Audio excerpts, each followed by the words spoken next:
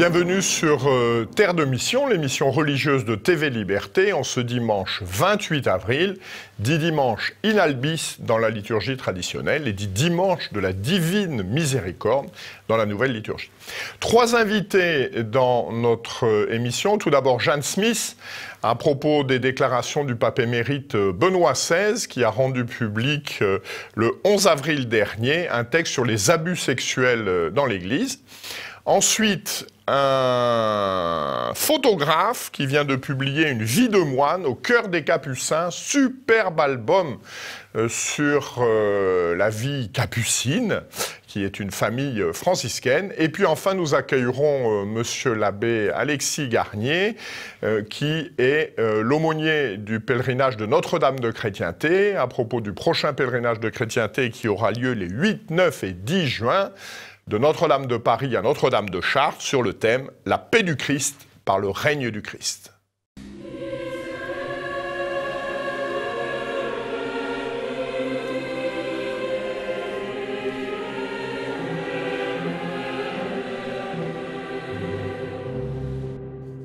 Bonjour Jeanne Smith. Bonjour Jean-Pierre Mogendre. Donc vous êtes journaliste et vous avez assuré la traduction d'un texte qui a été publié par le pape émérite Benoît XVI, donc en date du 11 avril, sur les abus sexuels dans l'Église. Alors tout d'abord, comment expliquer cette entrée dans l'arène, si l'on ose dire, du pape émérite? Alors, il y a plusieurs explications qui circulent. Sans doute. À gauche, on nous explique que c'est l'entourage du pape qui l'a fortement incité et que certaines phrases sont même probablement de cet entourage et peut-être faudrait-il faire cesser cela.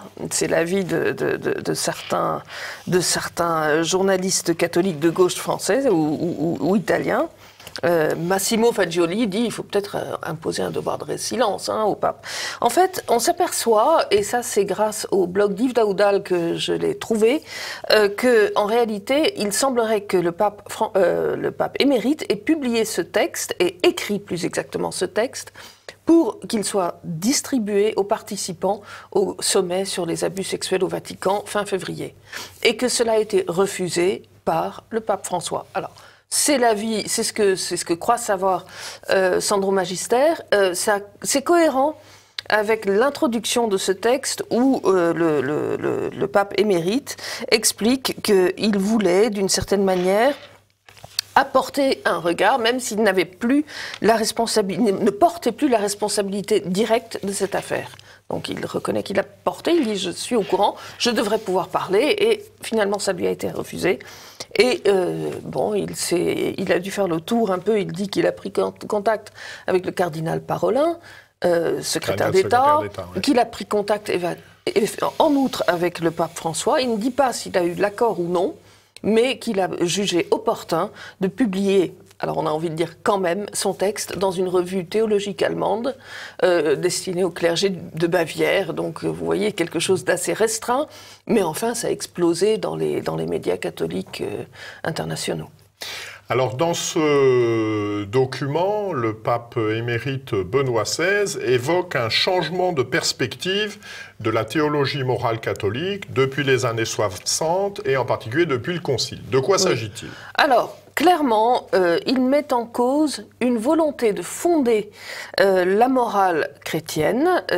C'est une réalité qu'il attribue à la volonté du Concile Vatican II, à une espèce de morale biblique fondée dans l'Écriture sainte et non plus sur la loi naturelle, qui vaut pour tous.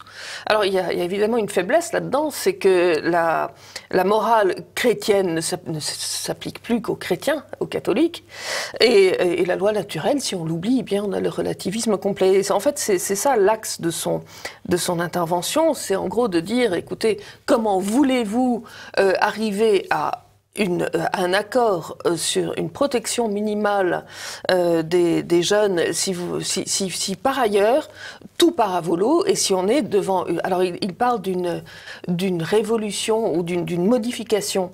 Le mot allemand qu'il emploie est ungeheuerlich, qui en hollandais, moi j'aurais tendance à traduire inouï ou vraiment quelque chose qu'on n'avait jamais vu auparavant, mais je m'aperçois que toutes les traductions des dictionnaires disent monstrueuse ou scandaleuse. Et les deux me paraissent aller. On a effectivement une modification scandaleuse de l'approche de la moralité, de la morale, et c'est vraiment là-dessus que le pape s'est axé. Et c'est vraiment extrêmement intéressant. Et il le fait d'ailleurs, il ne met pas le point de départ en mai 68. En réalité, il part de l'éducation sexuelle qui devient généralisée et encouragée par l'État, une éducation sexuelle entre guillemets, puisqu'elle est en réalité, il ne le dit pas, mais on le comprend, une incitation à la débauche.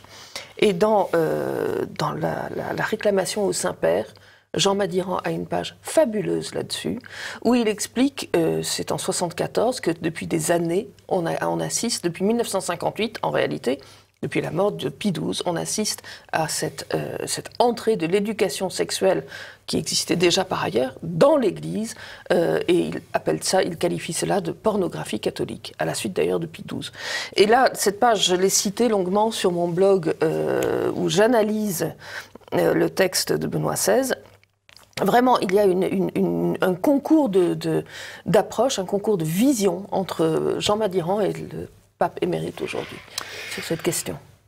Le pape Benoît XVI, dans une seconde partie de ce document qui en comprend 3, évoque les conséquences de ce climat sur le clergé, et en particulier, il donne des exemples pour le moins terrifiants. Pouvez-vous nous en dire un peu plus? Oui, par exemple. Alors, il donne des exemples très pointus dont il a eu connaissance, mais alors, il était à la Congrégation pour la doctrine de la foi, c'est lui qui a mené les travaux, la lutte contre cette corruption cléricale, et il parle essentiellement d'un défaut de formation dans les séminaires. Et c'est tout à fait intéressant parce qu'il va parler de clubs homosexuels dans les séminaires. C'est le mot qui est absent, notamment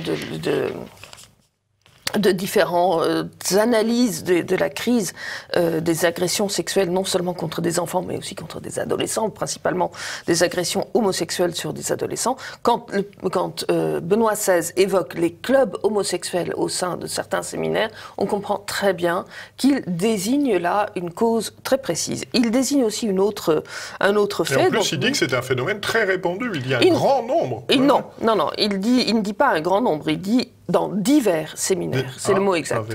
Ben moi, j'ai collationné ma traduction qui venait de l'anglais avec l'allemand, et donc j'ai vraiment essayé de faire attention à tous les mots très précis. Mais c'est le style du pape, hein. Il dit dans certains endroits, il a toujours parlé comme ça, le pape Benoît XVI. Il évoque également la projection de films pornographiques dans un séminaire en Allemagne, où l'on voulait, où le recteur du séminaire souhaitait présenter, enfin aguerrir les séminaristes face à la réalité. Et il évoque également un climat délétère pour le célibat, pour la préparation à l'engagement du célibat, lorsque dans ces séminaires, on accueillait des laïcs, bien sûr responsables paroissiaux, mais qui venaient avec leur famille, éventuellement leur petit ami, c'est le mot. On a un climat qui s'est modifié dans l'Église, en même temps que à l'extérieur, on avait la licence et la liberté sexuelle absolue. Alors, j'ai retrouvé le paragraphe de la traduction sur ce nombre dans un nombre non négligeable de séminaires. Oui, c'est ça la traduction que j'ai sous-.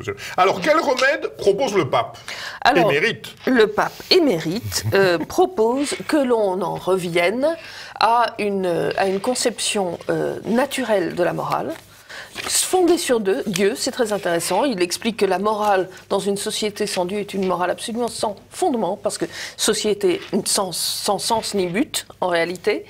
Et ça, c'est vraiment passionnant, parce que c'est une préoccupation qui a été la sienne au fil des ans, c'est de revenir au fondement du décalogue, si on veut, la loi qui est inscrite dans le cœur de tout homme.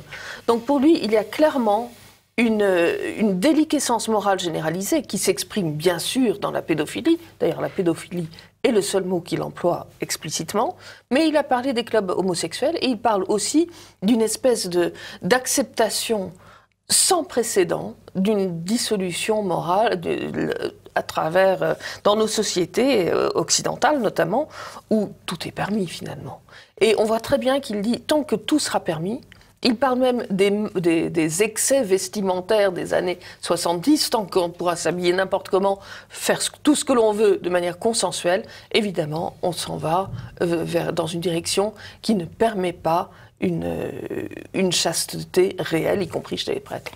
Enfin, dernier élément, n'y a-t-il pas aussi un changement de perspective un petit peu de la part du pape Benoît XVI, qui pendant très longtemps a défendu une herméneutique de la continuité doctrinale entre ce qui s'était passé avant le Concile et ce qui s'est passé après. Et là, il nous fait part d'un changement de perspective en théologie morale, comme vous l'avez évoqué tout à l'heure. Cette brèche ouverte, n'y aurait-il pas eu également des changements de perspective en théologie dogmatique ? C'est vrai que la question se pose, et forcément la morale va de pair avec le dogme. Je ne suis pas sûre qu'il revienne sur son herméneutique de la continuité. Parce que, après tout, en matière de dogme, il dit l'Église est infaillible, c'est propre à l'Église, on ne change rien, etc. C'est sur le plan de la morale que tout a flanché. Donc je ne suis pas absolument persuadée de ça. En revanche, il n'est pas tendre, effectivement, ni avec le Concile Vatican II, ni avec les théologiens qui sont allés vers une relativisation de la morale, et en réalité, on sent quelque chose qui vise quand même les confusions actuelles. Je pense à Maurice Laetitia, où de fait on arrive à une morale de situation, où on arrive à des conférences épiscopales qui se contredisent entre elles sur l'interprétation de ce texte. Et pour moi, c'est plus... je ne pense pas qu'il remette en cause sa vision du Concile Vatican II sur le plan du dogme. Ce qui me semble, c'est qu'il dit que lui-même, avec Veritatis Splendor, dont on sait qu'il est un des principaux artisans, encyclique de Jean-Paul II, il est revenu sur la question du bien qui est toujours bon et du mal qui est toujours mauvais, de certains actes qui sont toujours mauvais, quelles que soient les circonstances. Son insistance là-dessus montre bien qu'il y a une déliquescence à ce niveau-là et que lui, déjà, a dû se battre contre cela et que ce n'est pas fini. Merci infiniment, Jeanne, de ces précisions. Je ne saurais trop renvoyer nos téléspectateurs au texte originel. Il faut toujours essayer de revenir à la source. Donc ce texte du pape émérite Benoît XVI sur les abus sexuels dans l'Église, rendu public le 11 avril dernier. Merci, Jeanne. Merci, Jean-Pierre.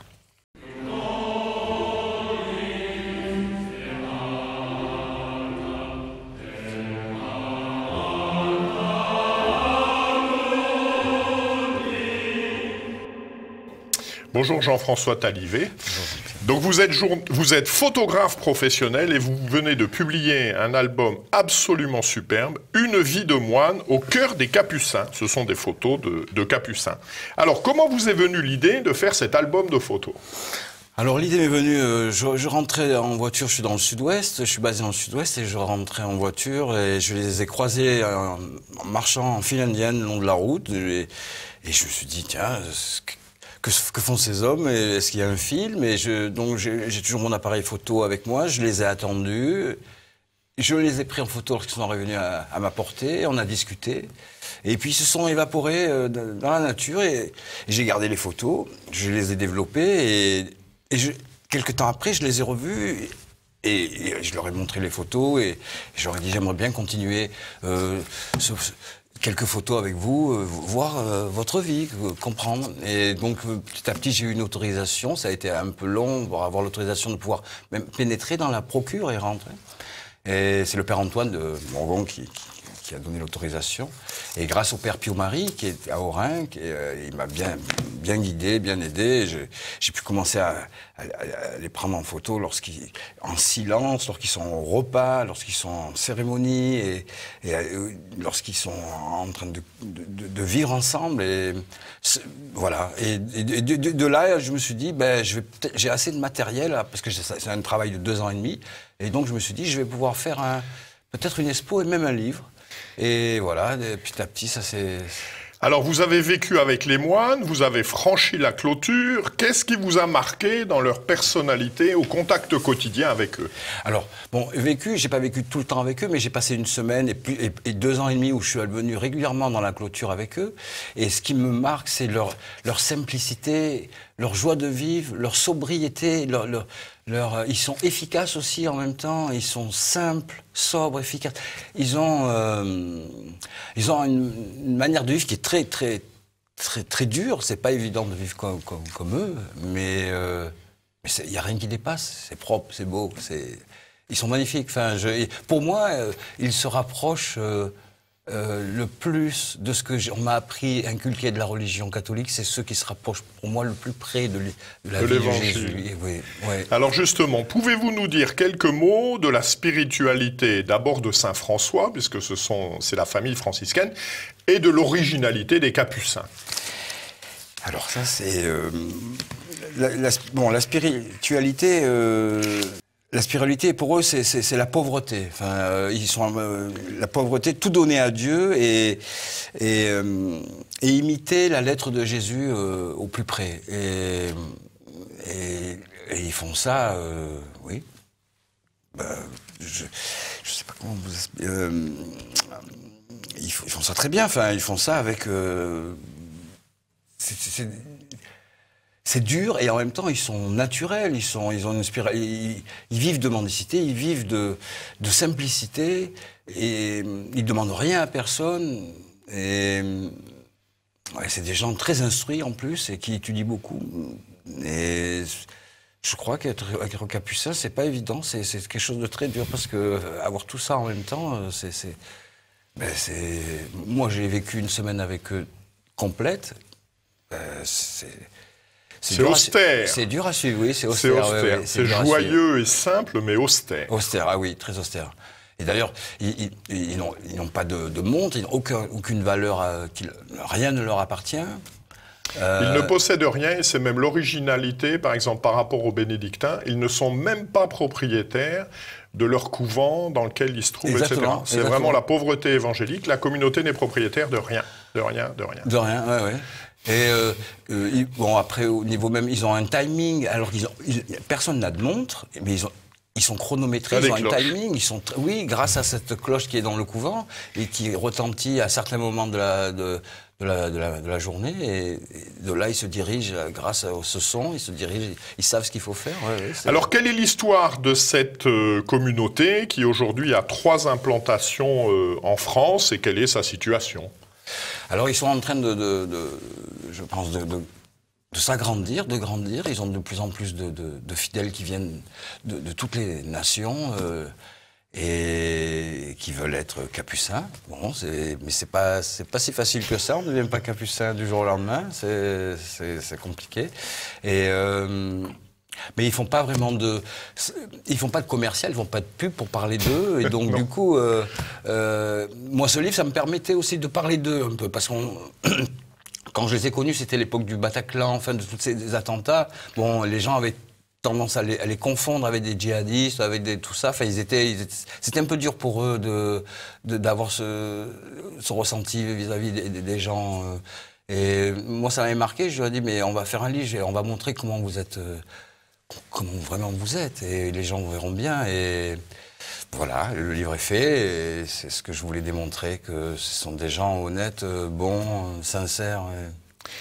Alors peut-être pour compléter, donc aujourd'hui cette communauté, il y a 3 implantations en France, une implantation près de Mâcon à Morgon, une implantation dans le Gers à Oranque, et une implantation près de Blois à Pontchardon. Et en fait, le fondateur de cette communauté est un religieux capucin, ce qui paraît logique, le père Eugène de Villeurbanne, qui, au moment où l'ensemble des constitutions de toutes les communautés religieuses ont été changées suite au décret Perfecte Caritatis, ben lui est resté fidèle à la règle qu'il avait reçue et puis a accueilli des novices, donc aujourd'hui dans ces 3 maisons. Alors, quelle est votre photo préférée ? Il y en a plusieurs, mais la couverture, le frère Lazare en couverture déjà, il fait partie. Voilà, le frère Lazare qui se fait tonsurer. Le frère Lazare, il a une profondeur dans ses yeux, il a une sagesse en même temps et une intelligence. Enfin, je trouve ce portrait. Bon, c'est en couverture d'ailleurs, mais oui, je le trouve très, très profond. Il y en a d'autres, bien sûr. Il y a la marche les 10 petits moines que j'ai appelés. Oui. Il y a... Quand ils sont dans l'abribus aussi, c'est amusant. Ah ça. Oui, oui, parce qu'ils ont beaucoup d'humour aussi. Ils ont beaucoup d'humour, ils sont très, très, très fins. Ça, j'ai bien aimé aussi ça. Ouais. Mais... Moi, tout le temps que j'ai passé avec eux, et même quand je les vois encore, parce que je les ai vus dernièrement, je suis toujours... je pourrais faire des photos tout le temps d'eux. Alors, comment peut-on faire pour se procurer ce livre? Alors, on peut aller sur mon site www.talives.com et de là, on peut le commander par ce biais-là et il est envoyé de suite.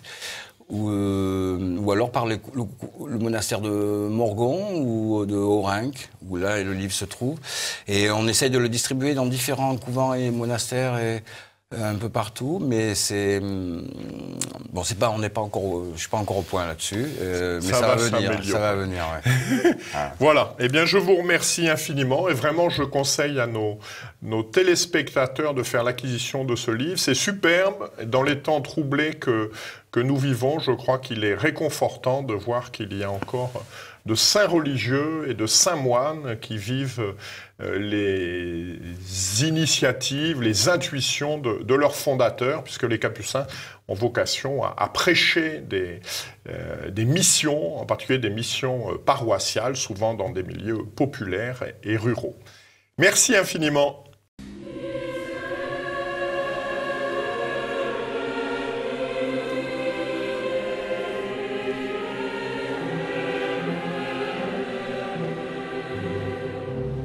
Bonjour Monsieur l'abbé. Bonjour cher monsieur. Merci de nous rejoindre. Donc vous êtes aumônier du pèlerinage Notre-Dame de Chrétienté et nous sommes à quelques semaines du pèlerinage qui aura lieu donc les 8, 9 et 10 juin 2019 qui conduira les pèlerins de Notre-Dame de Paris à Notre-Dame de Chartres. Alors pourquoi 3 jours de pèlerinage en 2019 ?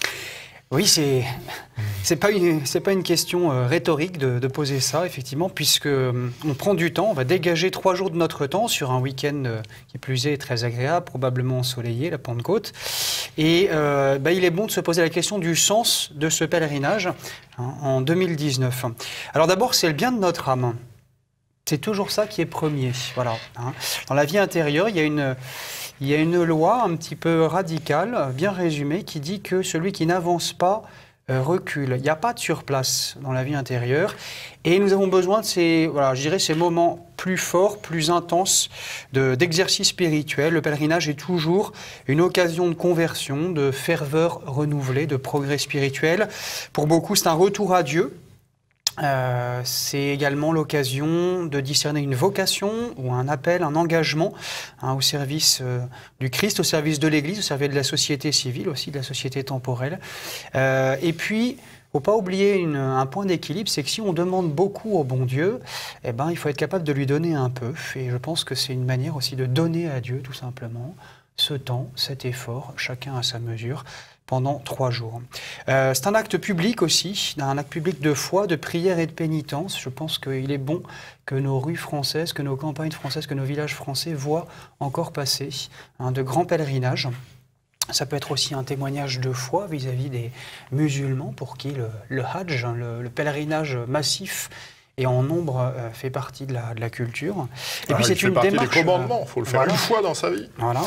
Et puis c'est une démarche d'église aussi. On ne se sauve pas tout seul, disait Charles Péguy, et il y a beaucoup de pèlerins qui, dans les retours après les 3 jours, nous disent que ça a rompu un peu pour eux l'isolement spirituel dans lequel ils vivent habituellement, l'isolement du chrétien dans le monde. C'est pas évident à assumer. Nous vivons peut-être dans des micro-chrétientés très denses et hautes. Ce n'est pas le cas de tous les pèlerins. Et pour eux, bien effectivement, c'est toucher du doigt le mystère de l'Église, dans sa sainteté, dans sa catholicité, dans son unité de foi, d'espérance, de charité, puis en même temps dans sa diversité. Voilà. Donc je crois que pour toutes ces raisons, oui, encore en 2019, il est bon de reprendre la route de Chartres.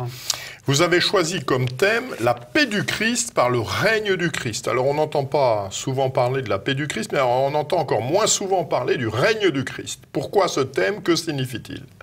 Alors ce qui est sous-jacent à ce thème, c'est évidemment le thème de la royauté du Christ. Le Christ est roi, il va l'affirmer à Pilate lors de sa condamnation. C'est ce que nous entendrons dans quelques jours au Vendredi Saint. Cette royauté du Christ est universelle, c'est-à-dire qu'elle s'étend à toutes choses. Non seulement à l'Église, qui est le royaume de Dieu sur la terre, non seulement à nos âmes, ce petit royaume intérieur où le Christ doit effectivement trôner en quelque sorte, mais aussi il y a une royauté sociale de notre Seigneur Jésus-Christ, et effectivement on ne peut pas limiter ce règne de Dieu au seuil, si je puis dire, des réalités temporelles, au seuil des sociétés, même si on peut reconnaître avec la meilleure tradition de l'Église une juste distinction ensuite dans l'exercice des pouvoirs temporels et spirituels. Jean Madiran a rattaché tout ça à une phrase de Saint Paul qui dit « Tout est à vous ». Mais vous, vous êtes au Christ et le Christ est à Dieu. Et je pense que, effectivement, tout est là. Alors, effectivement, c'est un thème, notamment l'aspect de royauté sociale du Christ, qui s'est estompé dans les enseignements de l'Église durant les dernières décennies. On peut se réjouir de voir ce thème revenir peut-être par un autre biais, qui est l'engagement d'un certain nombre d'évêques courageux, au moins une minorité d'entre eux, sur des aspects qui concernent directement la doctrine sociale de l'Église, ou qui concernent directement ce règne social du Christ. Mais effectivement, il faut bien reconnaître qu'il y a eu à tout le moins une atténuation dans l'affirmation de cette royauté universelle du Christ dans les dernières décennies. Cette royauté sociale du Christ, cette royauté universelle, eh bien, elle a toujours été au cœur du message que Notre-Dame de Chrétienté voulait porter. Et c'est pour ça qu'on est heureux aujourd'hui de reprendre ce thème, la paix du Christ par le règne du Christ. Il y a sûrement beaucoup de gens qui souhaitent la paix aujourd'hui, qui font des efforts louables en ce sens-là pour essayer d'instaurer dans différents domaines cette tranquillité de l'ordre. Mais on ne construira pas cette paix durable en dehors du Christ et sans passer par le règne du Christ. Donc ce travail en faveur de la paix, s'il ne rejoint pas justement les fondamentaux de la royauté universelle du Christ, eh bien il risque fort d'être en vain. Alors, quelle est l'articulation doctrinale et spirituelle des 3 journées? Alors nous avons, comme chaque année, une figure d'un saint ou d'une sainte pour chaque jour. Le premier jour sera Sainte Jeanne Beretta Molla. Deuxième jour, nous marcherons sous le patronage du bienheureux Frédéric Ozanam. Et troisième jour, les saints époux Martin.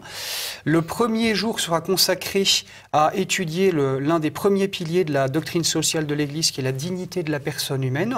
Ce qui sera ensuite équilibré et complété par le second jour, primauté du bien commun. Jamais séparer les deux ou exalter la dignité de la personne au point d'oublier justement ce bien commun, cette primauté du bien commun. Et puis, troisième jour, ce sera bien justement le thème de la responsabilité, qui nous renverra aussi sur la question de l'autorité, de la liberté pour le chrétien. Voilà, comme d'habitude aussi, nous passons par 3 temps dans ce pèlerinage. Le premier pas, en quelque sorte, est celui de la conversion. Nous avons tous à nous convertir, un peu plus, un peu mieux. Et donc c'est le sacrement de pénitence qui est au cœur de ce premier jour notamment. Le deuxième pas sera celui de l'adoration, la théocentrie en quelque sorte. Voilà, nous sommes centrés sur Dieu, notamment à la messe et lors de l'adoration eucharistique le dimanche soir. Et puis enfin, le troisième jour est celui de la mission. Voilà, dans le prolongement de ces thèmes de doctrine sociale qui concrétisent la paix du Christ par le règne du Christ, eh bien, chacun de nous est appelé à se demander quels sont les talents que Dieu m'a confiés à faire fructifier au service de cette cause, et quelle pierre je peux concrètement apporter, moi, ici et maintenant, en réponse à cet appel de Dieu. Y a-t-il des événements ou des innovations particulières pour l'édition de cette année? Oui, alors comme certains d'entre eux sont encore un peu en réflexion, mais je peux d'ores et déjà vous dire que nous accueillerons encore un peu plus que d'habitude des frères chrétiens d'Orient. Voilà. Et puis nous aurons également une initiative pour l'évangélisation sur le parcours du pèlerinage. Voilà. Et nous aurons également, pour rendre toujours possible la marche dans un climat de sécurité et de recueillement, eh bien nous allons cette année dédoubler le pèlerinage en 2 colonnes. Il y aura une colonne dédiée aux familles et une colonne dédiée aux adultes. Ça reste, encore une fois, un seul et même pèlerinage avec le rassemblement à l'occasion des célébrations et des bivouacs, mais pour que effectivement les contraintes logistiques ne prennent pas le dessus sur le recueillement, la qualité spirituelle du pèlerinage, eh bien cette année les 2 colonnes vont marcher sur 2 itinéraires différents. Et très concrètement, comment vous rejoindre ? Alors, il suffit de se connecter sur le site de Notre-Dame de Chrétienté et les inscriptions sont ouvertes depuis hier, dimanche des Rameaux, comme chaque année.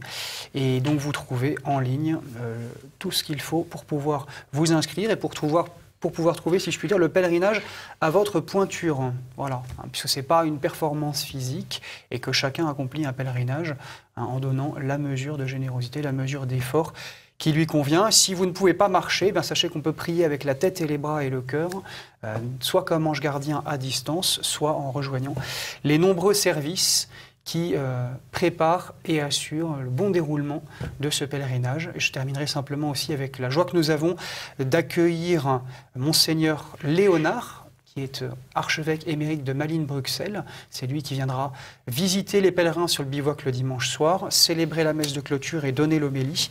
Et nous serons accueillis aussi en son diocèse par Monseigneur Christori, évêque de Chartres. Eh bien, merci infiniment, Monsieur l'abbé. Donc, je rappelle pour nos téléspectateurs, il s'agit du 37e pèlerinage de Pentecôte de Notre-Dame de Paris à Notre-Dame de Chartres, qui aura donc lieu les 8, 9 et 10 juin 2019 prochains.